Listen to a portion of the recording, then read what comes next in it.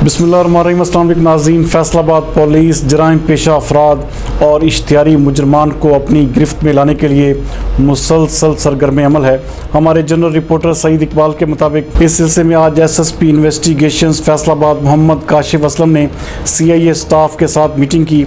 इस मौके पर एसएसपी इन्वेस्टिगेशंस ने स्टाफ को ब्रीफ करते हुए कहा कि हाई प्रोफाइल मुजरमान इश्तहारी मुलजमान के खिलाफ मौसर कार्रवाई के लिए टेक्नोलॉजी के जदीद तरीन तकाज़ों को बुए कार लाएँ और हर सूरत में मुजरमान इश्तहारी मुलजमान को अपनी गिरफ्त में किया जाए। जबकि दूसरी जानब थाना मुरीदवाला ने एक शानदार कार्रवाई करते हुए मासूम बच्चे के साथ ज़बरदस्ती बदफेली के मुर्तकिब मुलज़म अब्दुर्रहमान को गिरफ़्तार कर लिया।